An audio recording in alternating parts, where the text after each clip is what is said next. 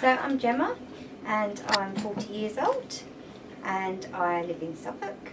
So basically I was diagnosed with a very rare metabolic disorder back in 2012. But I didn't know I had the condition, but it's a birth condition, so you're actually born with it. So it's a genetic inherited condition. I got diagnosed and I had to change my whole lifestyle. So basically my condition is where my body doesn't break down fat to convert into energy. So I can tire very easy, my muscles become very painful, and then I can be quite in bed sometimes where I can't even get out of bed, and other times I can manage sort of downstairs, sort of like pottering around. But the condition is very, very rare. So it's so basically I have to eat lots of carbohydrates, I have to have a low fat diet, and obviously I can't fast because fasting is a trigger, exercise is a trigger, any sort of virus, and hormones as well, so pretty much everything. But from when I first got diagnosed, it was a whole life change, massive life change.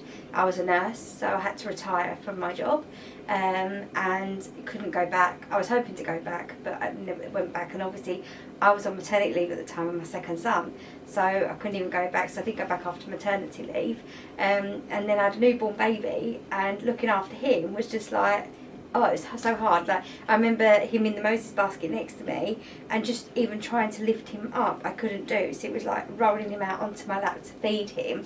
And then just every day was pretty much staying at home, had friends around to help.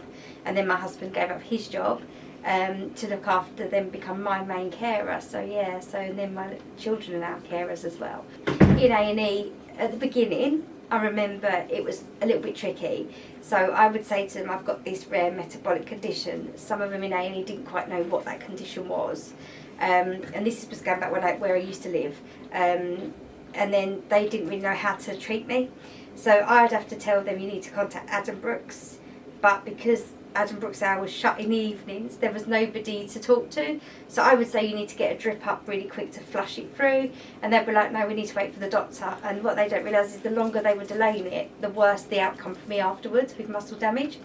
So in the end it was sort of, I think, about 8 years we did that for. And then my husband decided he was just going to get in the car and drive me like my own personal ambulance to Adam Brooks. And we did that for another year. And then 2 years ago we decided that it was time to move closer, because it was going to be better for me long term than to keep doing what we was doing before and having the outcome of more muscle damage, more muscle damage, more muscle damage. Main things really now is the fact that I have got the emergency plan, so that's made life a lot easier when sort of, even from the start of my treatment to the minute I call the ambulance, it's when they turn up, there's my emergency plan. And when I'm not well, I mean, everything hurts. Even just to talk, it's like I just don't have the energy. So I can go, yeah, I've got this, and they'll go, I don't even know what that is. Can you tell me about that? I go, I've got my emergency plan, and in there is a big thing that says about my conditions, and one paramedic sits there reading it while the other one's doing all the other things. So they did the emergency plan, and that's been the best thing for me, because now it really helps throughout the whole of my care. Even on the ward, like if the nurse said, oh, I don't even know what your condition is, I go, actually I've got this, you can have a read, and they go off and have a little read, and so that's nice. And just the way they've all been, you've got a condition that you've had to sort of adjust to, and you don't know anything about it yourself, and they've been the support that they've given me has been a massive thing throughout the whole of my sort of time with this condition and being here. I think recently we had a bit of a frustrating moment, because it's like you're going to have something done, but then you get told it's not going to be today, and then you sort of like gear yourself up a bit, and then you sort of like go home and come back. That sort of thing becomes quite frustrating, but I know it can't be helped in certain situations.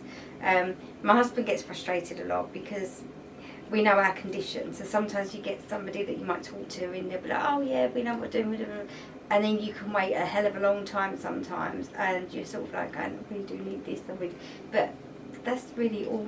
As a patient and the care that I've had, I'd say I've been very lucky and had really good care. So it's just the little things that I'm just really lucky. The team that I've got are all very supportive.